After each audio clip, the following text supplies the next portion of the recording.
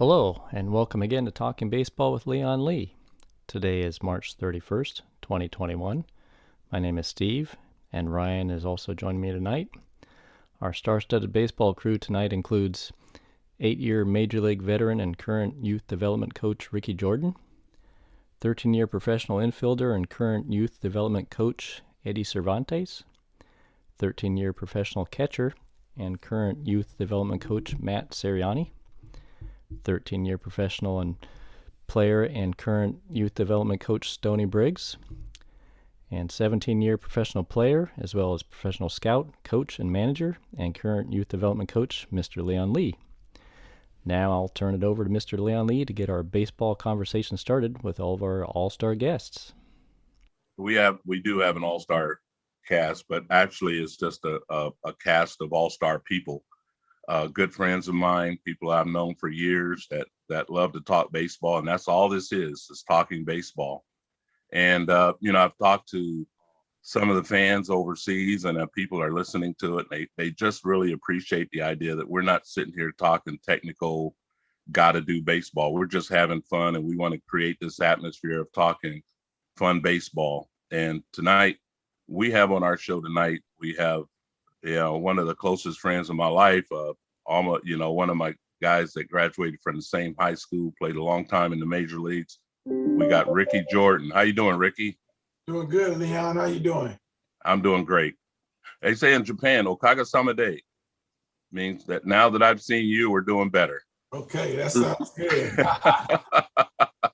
And we also have, we call Silky, one of the best infielders that ever played the game. Smooth. His nickname was Silky. It's on his email address. Is Eddie Cervantes. How you doing today, Eddie? I'm doing good, Leon. Thanks for having me again, and it's looking forward to it. Yeah. Couldn't do without you, man. We've been joined at the hip for 30 years. Oh yeah. Besides the fact that we played since we were in high school, we played against each other. Every time we play against each other, and then we never saw each other for who knows how 20 some years, and then it's like we're friends. Exactly. Like never dies. Yeah. Well, I thought you were mad at me because we were playing an American Legion game back in the American Legion at the Harry Renfrey Field, a big giant game that the winner was going to the state finals in Reading. Right. Eddie was you guys second baseman was Kukovic. Steve Kukovic. These guys had probably the best defensive infield, I don't know, anywhere. They never missed a ball. We were down by 1 run in the last inning. We were pretty much done. There was a routine ground ball hit to Eddie. Eddie picked it up, flipped it over to Steve Kukovic at second for the third out, forced out at second. Perfect toss, and Steve dropped it. He clanked we it. Had guys already taken off their shoes, crying tears, mad that we lost. And Steve dropped that ball, and we went on and won the game. Yeah. So I know that's why Eddie didn't want to talk to me for 20 years, but we made up, and now we're back in the saddle together. And then we also have one of my great friends and one of the great catching instructors, and we're going to get somebody on here to challenge him with his catching skills and ability to throw runners out, because he thinks he's all that, but actually he is all that. That's Matt Ceriani. How are you tonight, Matt? I'm great, Leon. Thanks a lot for having me back on, and finally got some warm weather down here, ready to get that arm ready. Start throwing. Down where? Oh, down up in Payson, Arizona, outside of Scottsdale, and we've had snow and a long winter, so it's good to finally get warmed up. See, Eddie, now Matt knows me well enough to know how much I love golf, and he called me. We were on the phone today, and he says, "Oh, I'm heading up to the rim to hit some golf balls," and he had nerve to tell me that when I couldn't be there. Did you get the picture I sent you? I sent you a picture of it. And then also we have on there, we got Ryan Garrett, who's the nephew of Steve. And we love having Ryan on the show to have these conversations and talk with the pro guys and learn and be able to share it. And then he asked us our trivia question at the end of the day. How are you doing tonight, Ryan? I'm doing good, Leon. It's nice to see y'all again. And Eddie, Matt, and Stoney, it's nice to meet you officially over, Zoom. Heard a lot about you, Mr. Base Stealer and all that. And same birthday as my Aunt Nicole. So That's right. yeah. Nice to But meet you also, Ryan. we appreciate having you on there. We'll forgive you for being a Dodger fan, but it's okay. We'll talk about that later. And then also as a guest all the way from Baltimore, Maryland, who's just dear to my heart, played with my son Derek for years, God relative of my other son I call Delano DeShields, who played the big leagues, working with Cincinnati right now. And he's on with us. We got Stoney Briggs. How are you tonight, Stoney? I'm doing well, Mr. Lee, here in Baltimore.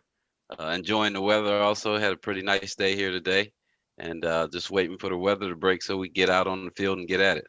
That's awesome. Now, Stoney has a academy there in Baltimore. We talk baseball all the time, and his thought process, and we pick brains. And the day we were on the phone today, and it just, I thought, was one of the greatest conversation. And it's nothing really new we talk about, but I think for kids and having this conversation with this panel of experts we have now, we're going to really get into just having the conversation. I'm going to keep my mouth shut, but Stoney brought up something that's really nice, and I really like to share it with the group and have you guys feedback on it, along with Steve, is pregame routines. And we always see a lot of the great players. It's kind of, you see it even in NBA basketball or football all over. Guys have some of them have more unique routines than others, but then as a team, being able to have a routine prior to the game, that even if it's just going out and running 5 wind sprints or doing certain exercises, is to create a routine. And like Stoney said, it creates consistency, where not only are you creating a habit of getting prepared for a game, but also you have that habit that you implement into the game sometime, whether it's running bases, whether it's playing defense. And Eddie, you could probably attest to that. But Stoney, you started off, we were talking about that today, about creating routines and how you do it there at your, and teach the kids at your academy. And a routine for the kids is very huge, because those guys are really looking at what the coaches and the leaders are doing. And if you sway away from your program and your skill set that you set up for those guys and say, oh, one day this drill is not important to me, then the kid's going to feel as though that the drill is not important. And so every day you have to really just stay on what you set for your goals and what do you see for your team for that day. And then that's how you run your program and your organization. But if the kids see any doubt in the leaders and okay, we're not sure about this drill, or this drill is not important to us today, and they want to know why. And that's what they asked me. Hey, coach, why couldn't we do it? Time didn't permit it. We didn't have enough kids here for whatever reason. That's why we couldn't do the drills. But they're going to ask you and they're going to question you, and you got to have those answers for them, or the mistrust is not going to be there. Go ahead, Matt.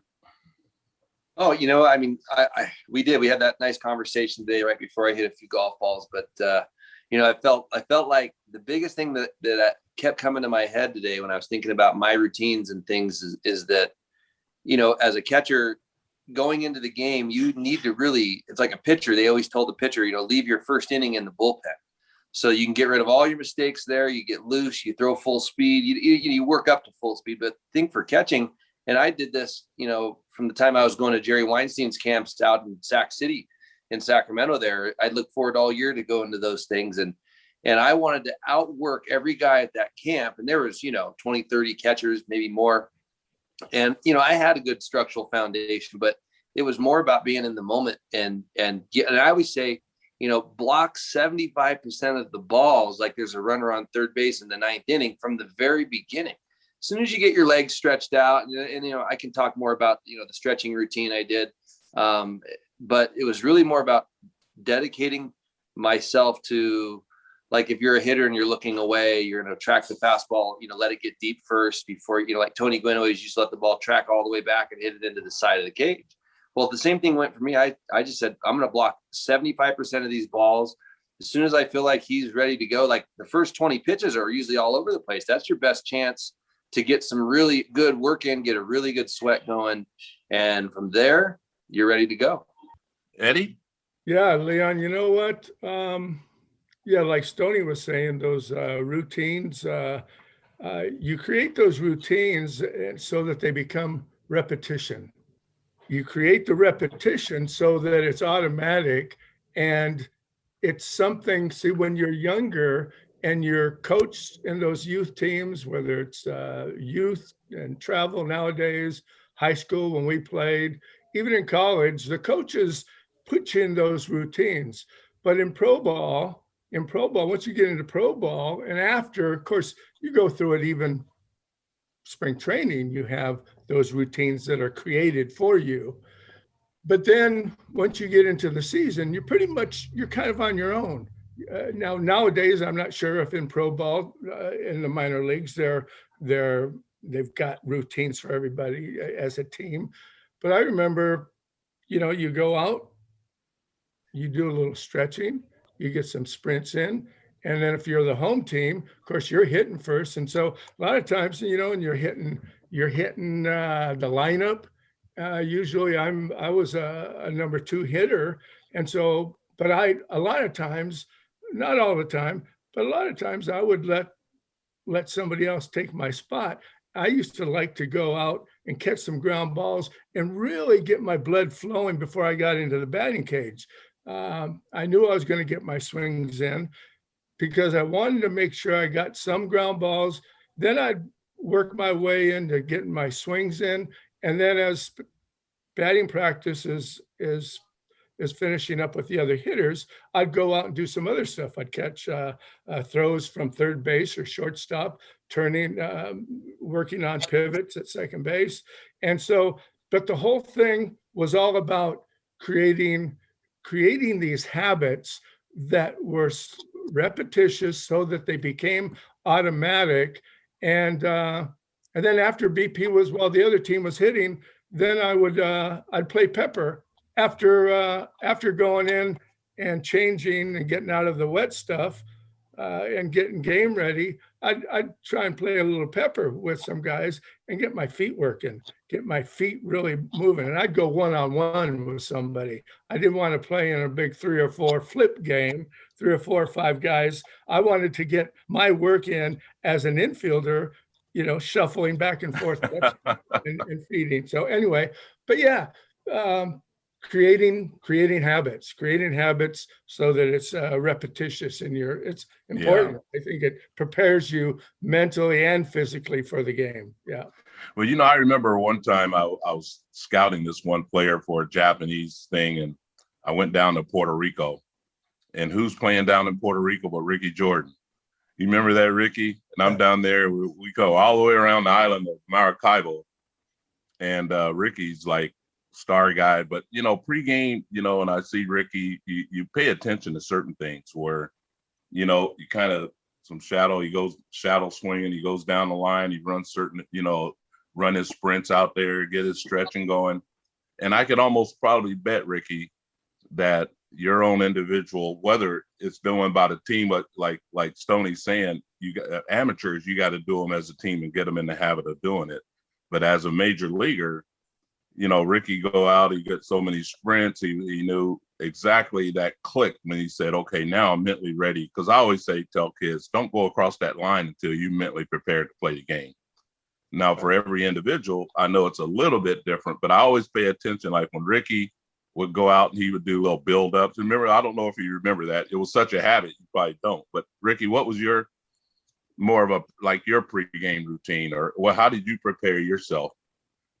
Well, I think, as far as what Stoney's doing with the kids, that's great. I think repetition stuff is great for him, and also creates some type of discipline too for kids. Yeah, they need that. It builds character and discipline for them. But in the minor leagues, you kind of were on your own, and then when I got to the major leagues, I was on my own a lot too. But I'd show up early at the ballpark, real early. Hit some balls off the tees, knowing who was throwing, because at that level, who's pitching that day, and you got to be prepared for it. I set the tee up at a certain height or whatever where I want it, because if you got a certain pitcher throwing, I need to be able to stay on top of the baseball and just kind of work my routine with them and figure out what I wanted to do, my routine. So, but preparing for certain pitchers and everything, I studied when I got there, but I was early there. I'd go through my own routine before I even got out on the field to get with the group. And then I would run some sprints and get loose and take some ground balls like Eddie said. But overall, I mean, I just prepared myself mentally for who was out there pitching that day.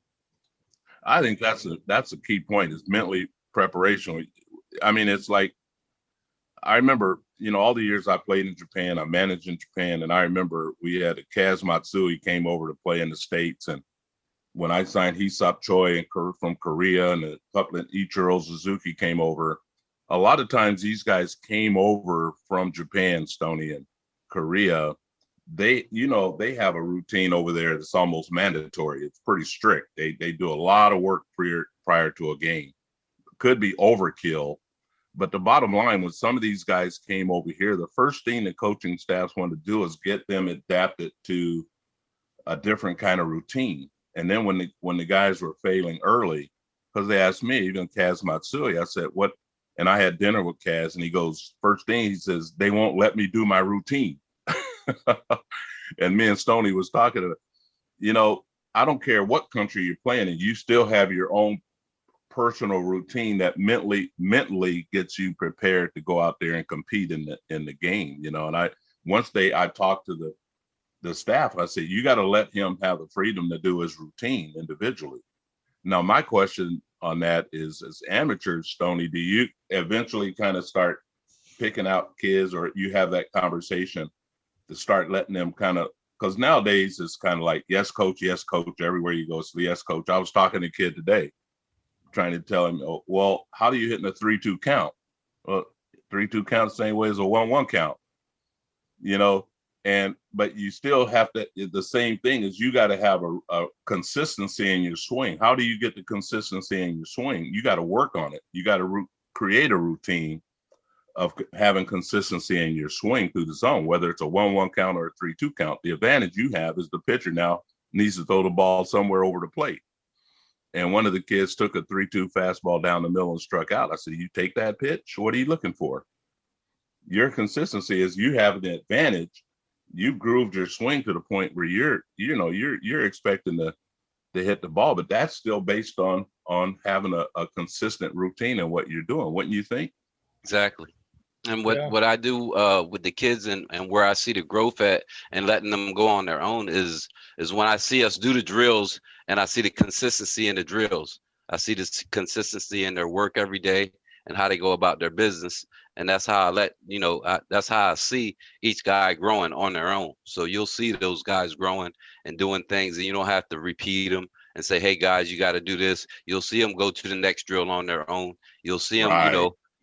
Making other guys in the line accountable. So you're starting to see the leadership that Ricky was talking about. It also grows along with the hard work and the consistency, and them retaining and applying the things that you have put out there for them. Yeah.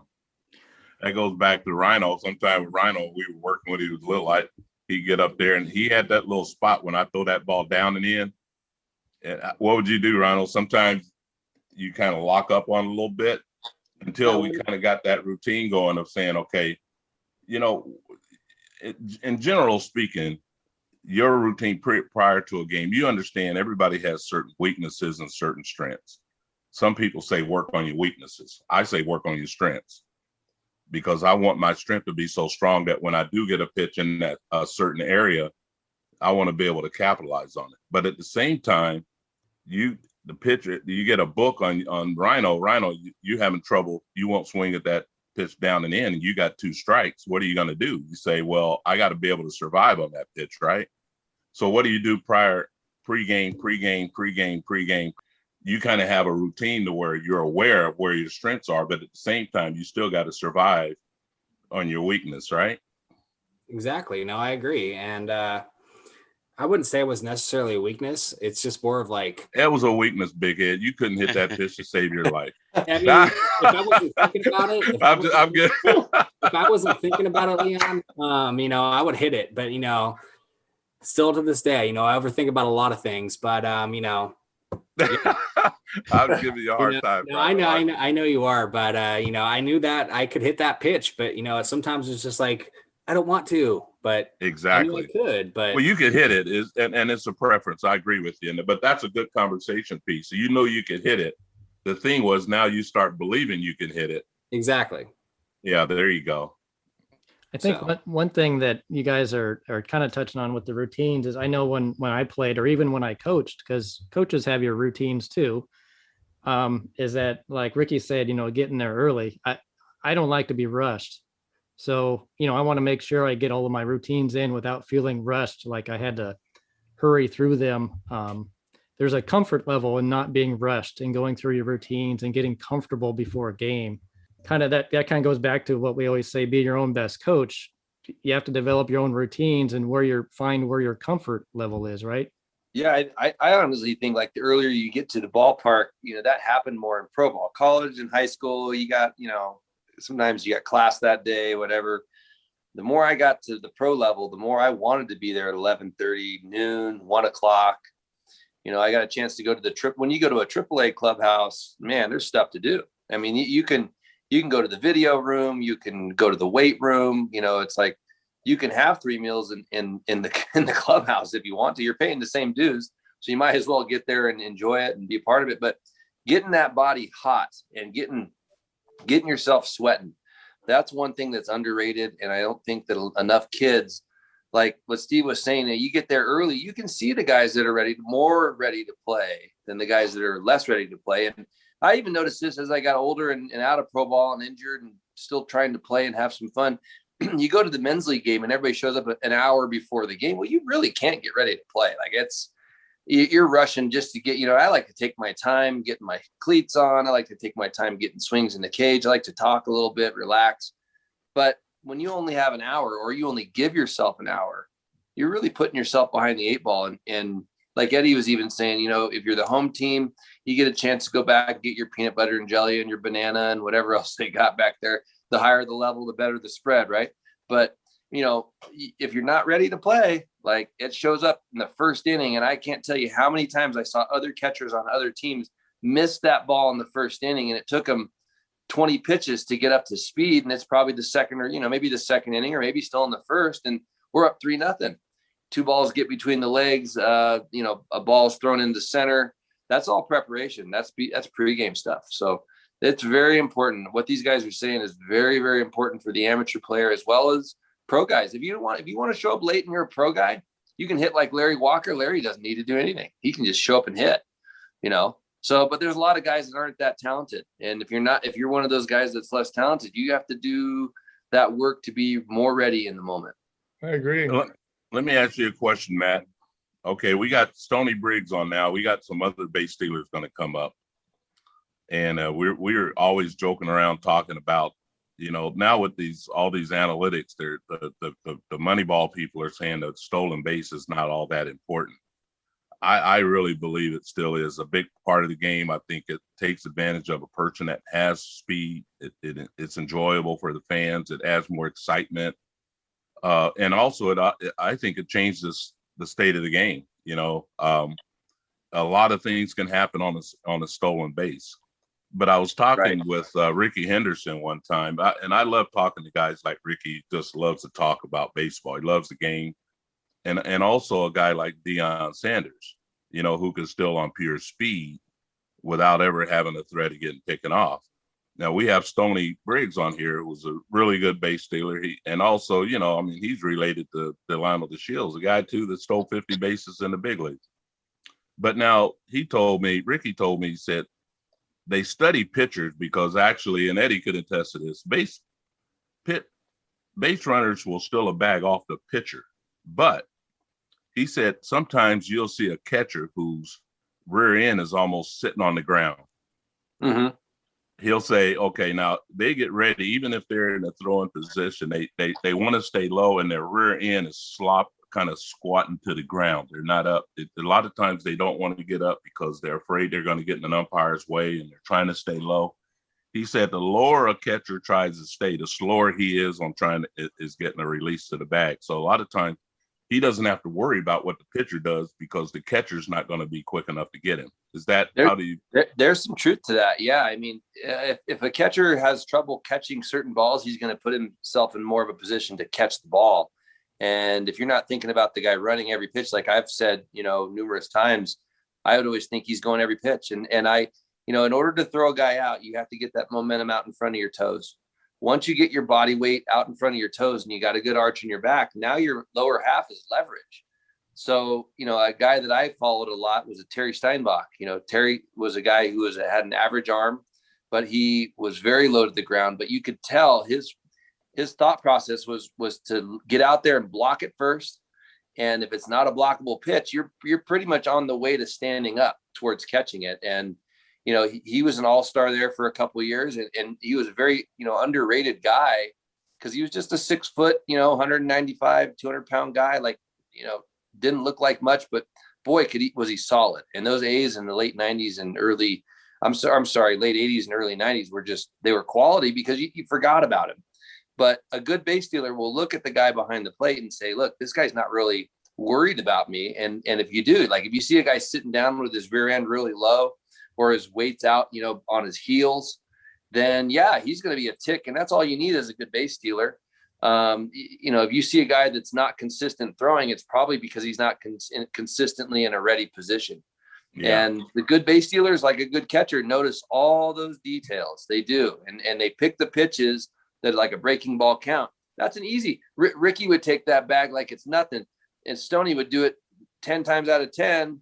Just because that's what he does. He's a 20-20 guy. You get a guy that can steal a bag a week, he's going to steal 2 on you on that day if he's got a guy that's, not playing the part back there. So if you're not paying attention, the good guys get you every time. What would you take advantage of, Stoney, whenever you saw a pitcher catcher, regardless of their time, you get a pitcher that's 1-4, 1-3 and a catcher that's 2 flat and you're at 3-3. I mean, are you worrying about that or are you just going by what you see? I'm basically going off of what I see and keys that I'm reading. So and all that happens, like he said, you have to pay attention on the bench and the dugout in the pregame if you can see him when he's warming up. And if you can find something there, is he leading with the shoulder or is he going to turn the hip? With his slide step, is he going to shut the running game down? No. We got to find, he has to move something to go home, anyway. So we got to find out what that key is that's going to move first. And then that's our key for that guy. And then it changes with different guys. And as far as the catchers goes, some catchers, would squeeze their legs real tight when they were calling breaking balls. They didn't mind keeping their legs open to show us that one, And so we take advantage of that. Or you had some guys that hop when a breaking ball would come. So, you would have that on the scouting report. This is a hop guy. Every time he calls a breaking ball or something off speed, he's hopping to get in position, like he said, to get ready to block the ball. Right. You're moving up 3-4 inches so you can see that ball doesn't hit the ground. Yeah, you can scoop up under it. And it's a leverage game back there. If you got a guy who's A, really flexible and B, really like intense, the intensity and flexibility and intention to go block the ball. When you see a guy that blocks the ball, Stone, you probably agree. A guy that blocks the ball and jumps to it, you're going to be less likely to read that ball and go because you don't want to get thrown out. At the same time, if you got a guy who's back and the ball's jumping way off him, every time that ball's low, you're gone. You can't tell that to Ricky because Ricky, you bounce a ball in the dirt, Ricky's gone. Oh yeah. Well, yeah, exactly. Ricky's an anomaly. There's guys out there. Well, because the reason Ricky got to the big leagues, you're talking about a guy that knew how to steal a bag. Maybe wasn't a speed burner because he was recognized as a power guy, but could still go first or third, could run and take the extra bag. Definitely wasn't a base clogger. But you throw a ball in the dirt. I would say, Ricky, and you tell me if I'm wrong, the type of player that would take advantage of everything you gave him. Definitely. Yeah, definitely. I kind of agree with what Matt was saying, though. You can catch those catchers on their back heels and stuff. And I don't want to discriminate against somebody, but Mackie Sasser, I don't know if you guys remember him for the Mets. Oh, yeah, I remember. He'd get back there and be rocking and on his back heels all the time. Lenny Dykstra and them, they would steal for him throwing back to the pitcher because he had a hesitation to throw the pitcher. So that was a way of, looking at everything he was doing and just going out there and making sure you were anticipating things and everything, like I was saying. But far as stealing off, you can steal off the pitcher, you can steal off counts and everything. Because like I said, I think I told you guys before, minor leagues, I think my Clearwater year A-ball, I stole 26 bags and I wasn't even Yep. burning. But like Matt said, I stole 1 or 2 a week, just There you cheating, go. looking at stuff count-wise, what the pitcher did, because they looked at me as, oh, he's not a base stealer, but I was just being a little smart. And they look up, next thing you know, I'm sliding in safe. You know what I mean? There you go. I Yeah, think it comes with a lot with detail too. You got to pay attention to what's going on out there. I always Know that notice feeling, that Ricky. if you catch a guy by surprise, that's his bad throw. I can remember I got 8 bags one year in rookie, my second year in rookie ball, because I knew kind of what you're talking about. And you're years faster than me, but I mean, I took my slow catch and everyday body out there, and I was built for longevity and built for power. But I remembered watching guys, and especially rookie ball, that you don't get the cream of the crop there, but you get these guys throwing really hard, and you get opportunities if you're smart. Like I picked out pitches, and I can remember being thrown out. Like I'm out by 6 feet. I'm in the middle of my slide, but the ball bounced and it went over the guy's head and I got a bag out of it. So, I mean, I should have been out, but I picked the right pitch and I caught the guy by surprise. That's the only way slow guys get bags. Like I was a slow guy. I wasn't fast, but that's the point. Like if you have good speed or better than average speed and you take that approach as a smart player, now you've just got two different advantages in the same play. And then before you know it, you got 26 bags, and there's a number that they're talking about in the off season. So it's pertinent. It's really a big deal. Like, and the more observant you are as a base stealer as to who's behind the plate, is this the guy that's back there 1 day a week, or is this the guy that's back there 6 days a week? Because there's a difference there. The guy who plays once a week, his arm's not probably dialed in like the guy who plays every day. But if the guy's on the 5th or 6th day in a row, he's going to be a little tired, probably more likely to sit back. I mean, pay attention to all those things for the young player. The pro players already do that. That's why they got there. But the young players, the average guys that want to be better than average and get themselves the best opportunity of creating another tool, like base running is a tool. Like they count speed as a tool, but they also would tell you that, like, Sid Bream won that World Series because of a great turn at third base, and he probably was the slowest guy on that team. That's right. I mean, that's all part of like guys that, when you spend that extra hours at the ballpark early before the game, you literally sit and play cards and talk to guys about stuff. And you have conversations with people that you don't have in the dugout. You have loose conversations where there's nobody watching and listening to you. But if you're in that clubhouse listening to the veteran guy talk about stuff that you haven't gotten to yet, you're already more prepared than you think. So, listen to the guys. Like when Leon comes out, like, you were talking today before we got on about scouting and young kids that think they know it all. Like, yeah, you may think you know it all, but listen to what the older guys have to say, because there's way more perspective there than anybody gives credence to. And the guys that got frustrated, they left the game. They go work a postal route, or they don't go and they don't want to be a part of it anymore. But the guys that love the game have a lot of answers that you'd be really smart to listen to. Oh yeah. So yeah, Leon. Hey, can I chime in on that, Leon? Yeah, please. I was getting ready to ask you. What I've been hearing is basically there's a variety of things that go into a base stealing bases. First of all, you got to know your capabilities. What kind of speed do you have? Do you have real good base stealing speed? If not, then you have to become smarter. I didn't have just that outright base stealing speed, but I was a smart runner and I had good enough speed that I could steal some bases. But so once again, knowing the catcher, knowing the pitcher, knowing the situation where is it smart for me to run? Is it smart for me to run in this situation? And then not being afraid to be thrown out. That's the key. That's where Matt's talking about, and Ricky, I think, made a little reference to, that catcher, that if you're playing this, because what you're doing is you play a cat and mouse game with catchers. If you're not, whether you have speed or not, he's that catcher, Matt, right? He's always concerned about that runner on first base. And even maybe a runner on second base. But that runner on first base, you're always you're always looking for him to run, partly because you want to be able to throw him out because it makes you look good. But so there's a cat and mouse game that goes on.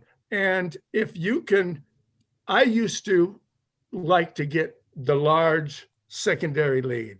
I used to get the double shuffle, and but my timing had to be spot on. I had to have my lead foot in the air, maybe 6 inches off the ground when that pitch was in the hitting zone, so that now when I'm planting that lead foot on the shuffle, it has to be, I've got to be pushing my way back because it's by the hitter now.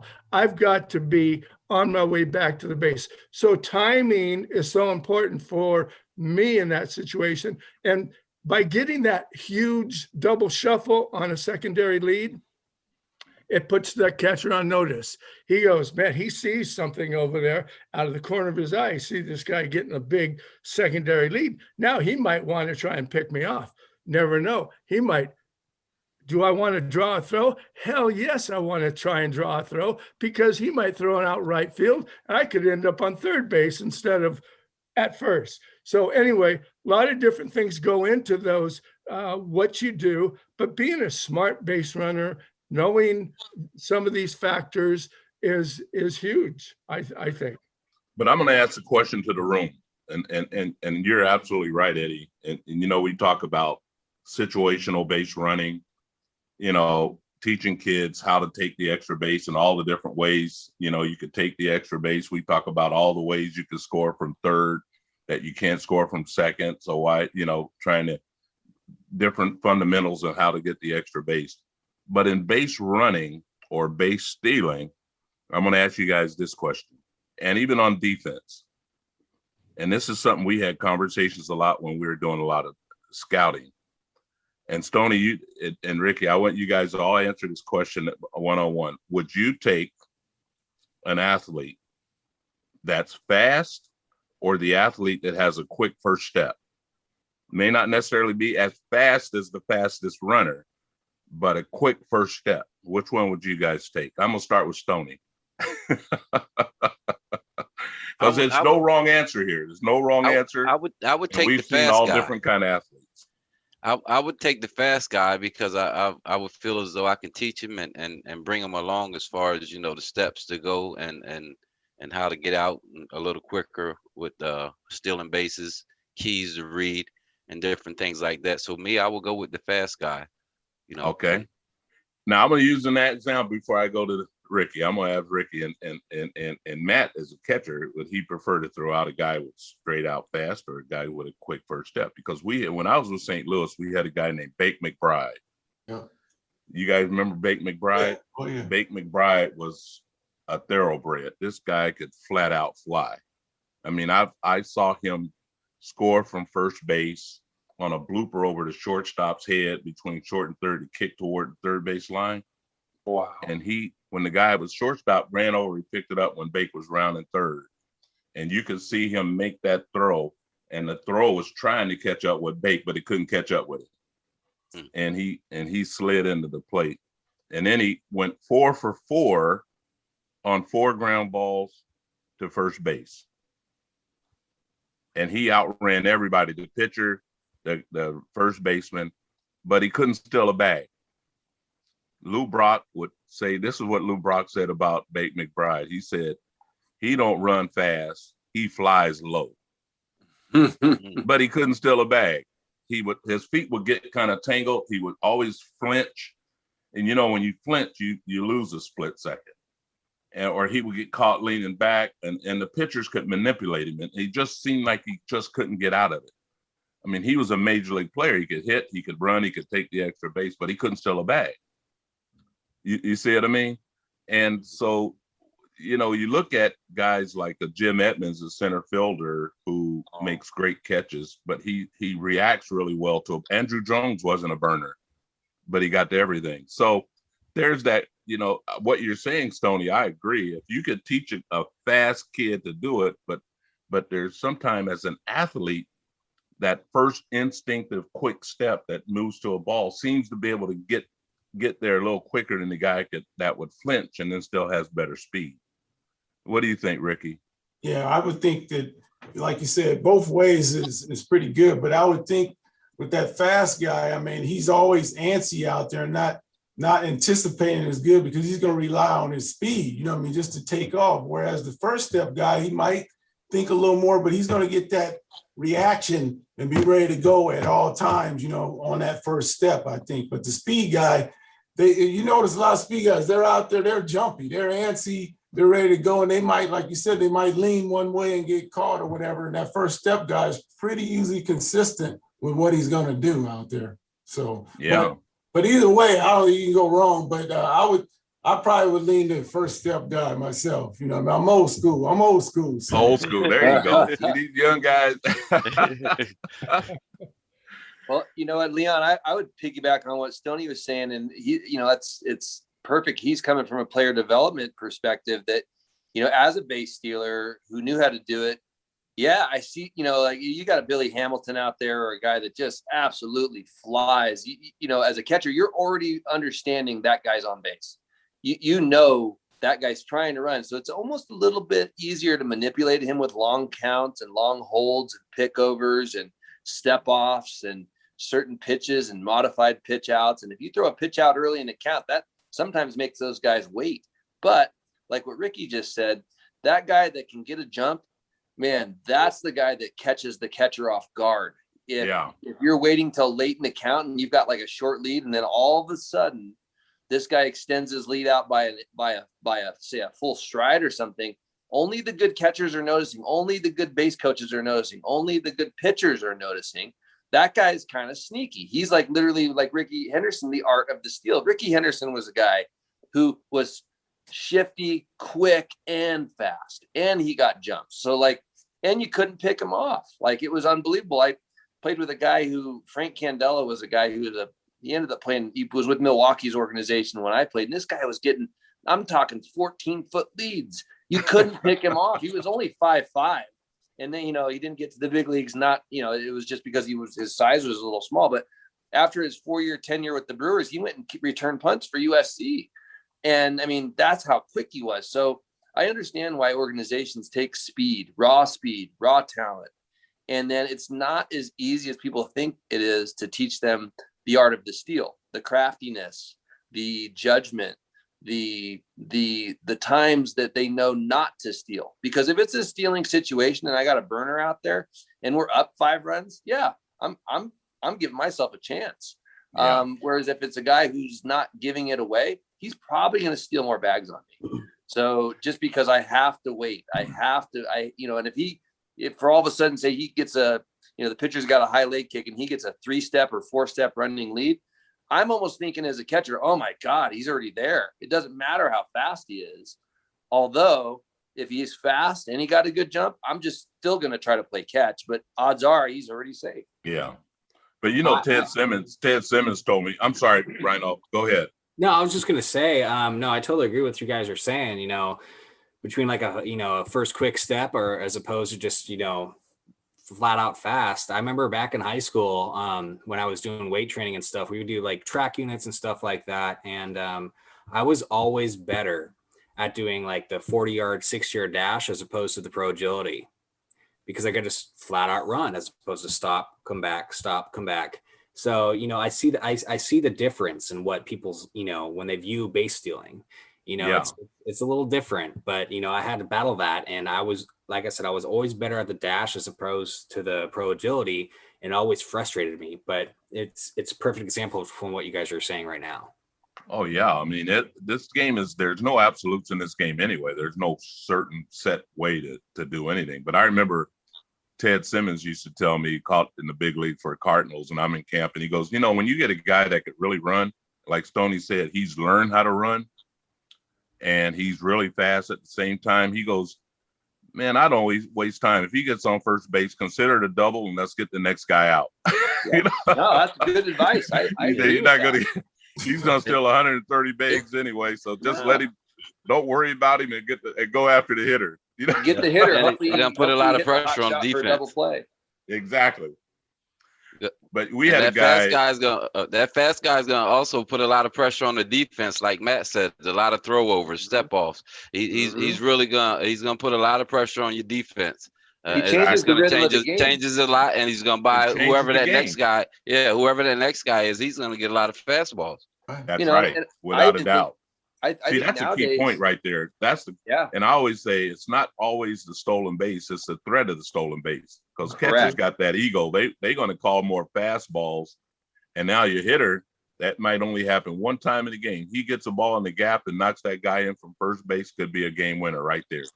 And that pitcher's going to rush a little more to get the ball to the plate also. So everything changes. It just causes chaos. It causes chaos. And I think that's one of the things that Major League Baseball and baseball in general is kind of lacking right now, is that little bit of chaos in there. They got things too planned out. They think they know what's going on until you get that stud athlete that's like, I'm going to run every time I'm on base.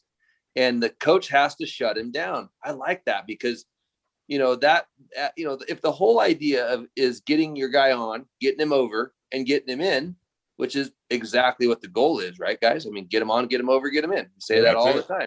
If that's the goal and you can do that without sacrificing a single out, then you got a guy on second with 2 chances to get him in with a single. So, it really puts pressure on the game. The Cardinals in the 80s, those teams with the Vince Colemans and the Tommy Hers, those guys, they were all running. They were all hitting the ball on the ground. They're using that turf field that they had. Use your elements. So that's why I struggled with the St. Louis, Matt, because they said I look like a man running underwater. So I couldn't run with those guys, Stoney. I tried to run with them, but I couldn't run with them. I could hit with them, but I couldn't run with them. The U.S. track team would have looked slow next to those guys. They would have. But we had a guy. Carl Lewis had to steal a base. That's not that easy. Yeah.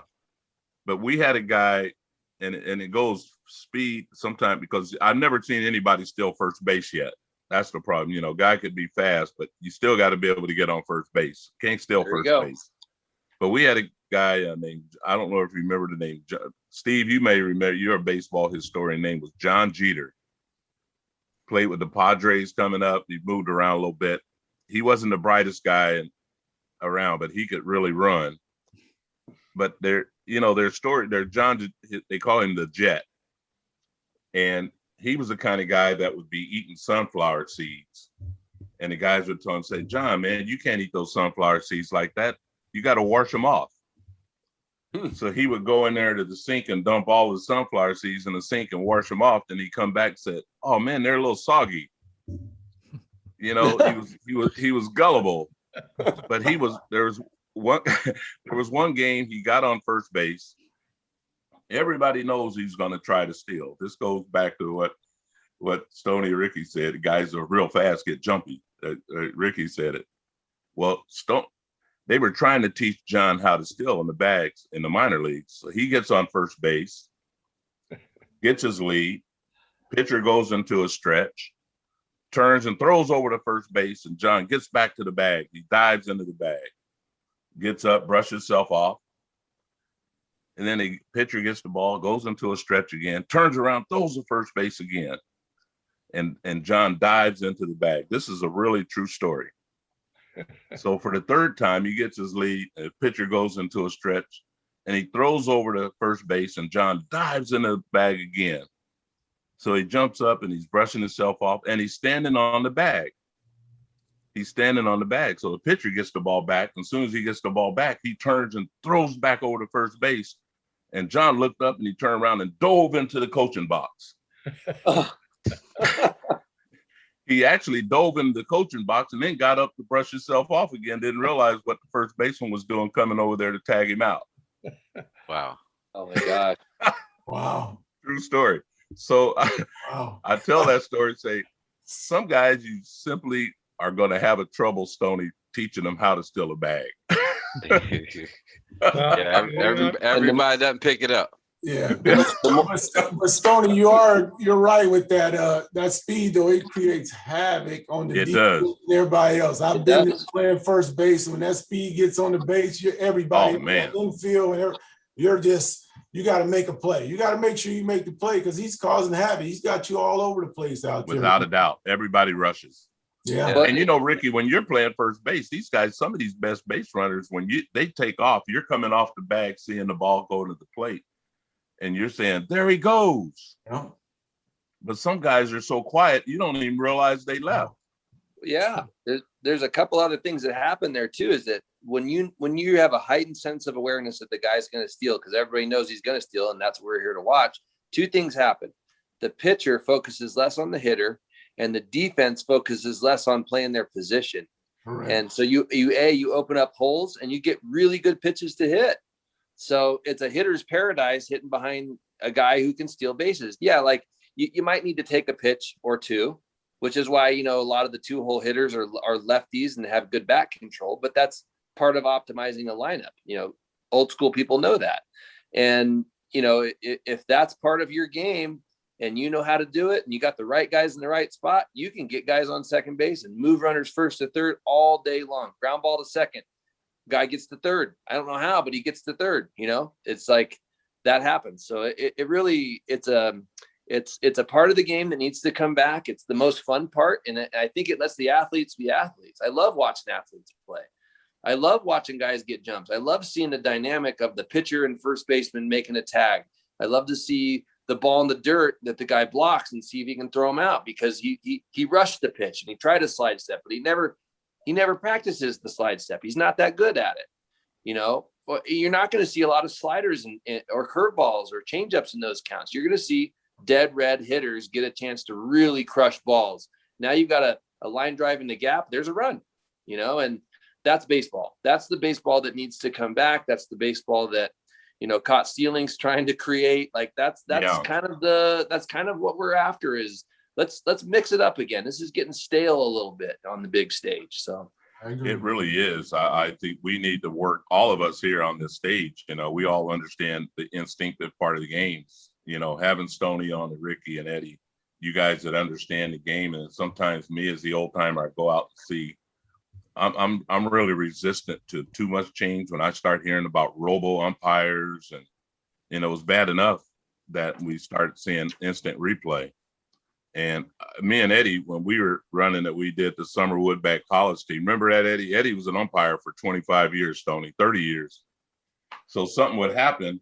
I want to go out and create some excitement. I want to argue with the umpires a little bit, but I didn't know the rules. I never learned it, but I've been in the game 50 years, don't know rules. But I would turn around to Eddie and I say, "Eddie, can they do that?" And he goes, "Yep." And I said, "Okay, I'll sit down." The rules expert, Eddie. Well, I tell you, the game has gotten so robotic now and so analytical.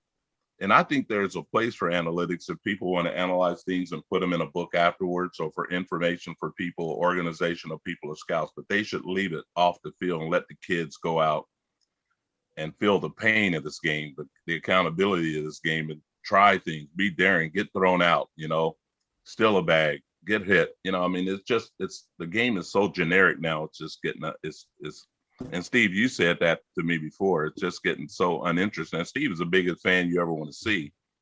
But when it gets uninteresting to Steve, the game is starting to suffer a little bit. Huh, Steve? Yeah, it sometimes it gets a little slow to watch. Yeah, we're just like Matt said, we're kind of hoping to get back to more of a game like they had, back in the 70s, 80s, 90s. Some of those games that we all kind of grew up watching. That's kind of the game that some of us, like myself, are kind of missing right now. Yeah, I like the blend. I like the blend of the big hitters in the middle and the guys around them that can really run and play the game. It's a lost art. Well, there you go. The game is truly an art. It's not just like, let's line them up and see how far we can hit them. That's like the long drive contest. Matt, would you bat Aaron Judge second in the lineup? I mean, is that traditional? I mean, Aaron Judge is a 50 home run guy. You bat him second? But Aaron Judge is a good contact hitter too. He doesn't strike out a whole lot. I mean, only 204 times. Well, yeah, then I'm off. I don't watch that. Yeah, that's a good point. That's a good point. Why not? But here's the thing: if you put Aaron Judge 3 or 4, odds of him having 2 guys on base, he's going to get more fastballs to see. So yeah, I don't think I'd bat him 2-hole. I mean, there's other guys that you'd probably want up in the lineup, guys that are better contact hitters. I still think making the lineups the way that they were always made when I came up it's solid. You know, you got to get them on, you got to get them over, you got to get them in. You can't have all your strikeout guys in a row. You know, it's not smart for winning games, you know, and the whole goal is to win games, right? Yeah. You know, create chaos. I think if there's more chaos in the game, you're going to have more viewership. You're going to have better athletes finding niche spots in the outfield or niche spots on the infield, and you're going to have more fun. You're going to have more people tuning in because, you know, let's say the team that's the ranked 28th and they're playing the first team in the, you know, out of MLB. How are you going to beat the best team in the league? You can't outslug them. You can't outpitch them. Well, you better score more runs than the other team. Got to manufacture runs. How are you going to do that? Manufacture runs. Excitement, Leon. It's excitement. You got to create that excitement in the game. You're out there to entertain. And if you got runners on base that can run, they create excitement. And that's what people want to see. In spite of what a lot of the analytical people and some of the other higher ups think, I think excitement is crucial to the game. And that's what people, and what people pay money for. You know, on Stoney's, you know, his point there about speed, the one thing I'll jump on board with Stoney on that is that, you can't teach speed. That's right. Now, it doesn't mean that's everybody a fact. That is is a open fact. to being taught how to really be a smart base runner, but at least you have that chance to. Sure, and you may be able to increase the speed of some runners, but you know, now I'll throw this in though. You know, getting back to those speed or quick step, Leon, the guy I would throw in there is an LA Dodger, former LA Dodger, Maury Wills. Maury Wills didn't have flying speed. He had speed, but he had the quick, and he was smart. And that's the thing about quick runners have to be smart. Exactly right. And I had that tendency. I was quick. I wasn't just outright fast. I was quick, and I can get that first burst, but you seem like you were fast, Eddie. I mean, it did. I do. You say you're not fast, but it seems like you were always fast. I had in my mind. Spot. I mean, you guys, we have to. We're gonna kind of wind it down, but we're getting a little timey. I don't want to get going again on that, but we're gonna get to later on. We're gonna get these fans out here and throw them a tip of the week. We were talking about it next week. We're going to start doing that tip of the week. But since Rhino's here, he's probably prepared for our trivia question. And I'm going to dare everybody to try to beat with the trivia question this time. I have one lined up, but since we were talking a lot about, you know, base stealing and, you know, running bases and such, I switched it up. So this one is, who are the two active leaders in stolen bases right now? They're tied at 305. Career stolen bases? Correct. And they're active players right now. Matt's got some kind of computer there. Look at him. He's looking something up. I'm pencil and paper, my friend. That's how I do it. All right. He's pencil whipping. I know one of them already, but I'm gonna let you. I'm gonna go last this time. I'll go last. I need some time for the second one. 300 career is active now. Active? Yeah, they're active players. They're at 305. I knew one of them. I had to look it up because I wanted to switch it up because we were talking base stealing and, you know. Mookie Betts? No. Actually, no. I'll give you a hint. One's Billy Hamilton. Who's the other one, though? That's the one I had written down. Why are you taking my thunder? That's the one that I knew. But this other guy, he's kind of a sleeper, but he's always been a good player. He's still playing today too. Wow. Still playing. That's the active clue right there. Come on, Stoney. You see more Brett players Gardner. than everybody. Come on. Brett Gardner. Gardner's number 2. He's not tied for first though. Very, very close. Wow. What team is he on, Ryan? Yeah, narrow it down. I mean, I can narrow it down. Okay, all right. Well, They've probably been on 8 teams by now. no, nowadays. actually, I'm pretty sure he's still with the Rangers. Oh, Profar? Was that Andrews? Elvis Andrews? Elvis Andrews, yeah. Wow. That's a Didn't know sleeper. that one. That's a sleeper right there. Yeah, that he's, was a sleeper, Ricky. That is a So sleep. he's played 12, full active seasons, and he's 31 years old now and has 305 stolen bases. Billy Hamilton's played 8 active years, and he's 29. And I think he just Wow. got traded too, didn't he? I thought he Yeah. was. I thought I saw something about that. I know he was Yeah. getting close to being traded, but I know he's been with the Rangers for a long time. Yeah, I think he got traded. Yeah. So now there's a good example of a speed demon and then a guy who probably gets really good jumps, both with the same amount of stolen bases. Yeah, that's a I mean, superstar. I don't know Elvis Andrews as a speed demon, but I mean, he's probably in the right part of the lineup. He's probably, I know he just got traded, right? Isn't he with the Oakland? So I just looked it up. He got traded to the A's, it looks like. Yeah. Right. Yeah. So Yeah, I always thought of him as a good fielder and a pretty good hitter and, but a veteran. But yeah, wow, that's surprising. Yeah, I didn't think of it either. I've known about Billy Hamilton for a while, but yeah, Elvis Andrews, being consistent. Yeah.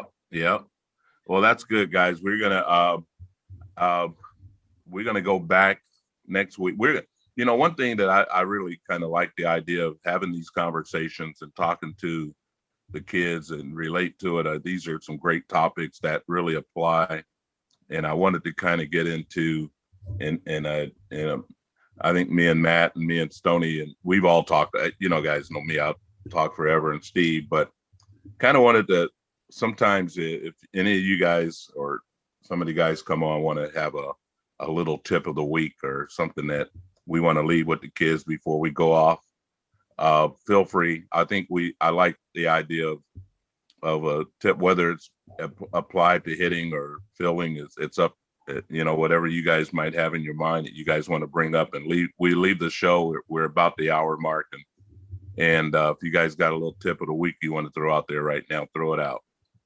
Find a routine for the kids and the older guys that are in college that you're comfortable with, and stick to it. There you go. Get a routine. That's what we started out with. The tip of the week is we're going to tell the kids, and it's really important that kids establish routines, show up to the ballpark with. It creates consistency. It's going to definitely make you a much better baseball player.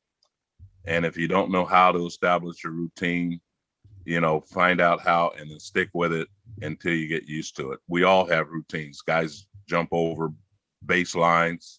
Nomar Garciaparra did his batting glove thing. I know, Ricky, you had a routine. Everybody had some kind of either pregame routine or just a habit they had during the game. It's important. Definitely. Yeah, you know what? It does. It touches on every aspect of the game. You can have a routine with, like you said, pregame, on your way up to bat, while you're in the batting cage, in between pitches. Infielders, I know as an infielder, I'm always, after every pitch that isn't hit, I'm landscaping. I'm fixing. Yeah. I'm kind of. Yeah, me too. I did that too. And boom, and come back. There's certain things. Oh, it's almost like a nervous thing sometimes. A thing you want to stay in motion. You want to be doing something to prepare yourself for that next pitch. Yep. But yeah, so it goes. Every aspect of the game has those routines. Yeah. Hey, Eddie, I got one last question before we go off, and I'll give it over to Steve. What was you guys' routine up in Portland with the battered bastards of baseball? It seemed like you guys were all. That was a great film. You guys were all. Great movie. That was it. We just didn't have a routine. We were all over the place. just get there. Just get there before the game starts, right, Eddie? That's right. Yeah. Make sure your uniform is your belt's buckled up by the game time, right? That's right. That's funny. All right, awesome. Steve. Thanks, Leon. So our main topic tonight was about routines. To summarize, routines help players maintain consistency, create good habits and discipline, help players relax and be comfortable, help to create trust between players and the coaches should lead by example. And be sure to show up early and be prepared, and of course you can learn a lot more by listening than talking. Ryan and I want to thank our professional baseball crew tonight: Ricky Jordan, Eddie Cervantes, Matt Ceriani, Stoney Briggs, and of course Mr. Leon Lee. It's always a privilege to talk baseball with you all. I want to remind everyone of our main podcast site, talkingbaseballwithleonlee.podbean.com. You can also find the podcast on Spotify and Google Podcasts just by searching for Talking Baseball with Leon Lee. You may contact us by email at talkingbaseballwithleonlee@gmail.com. We hope everyone stays safe, and we will talk baseball with you all again soon.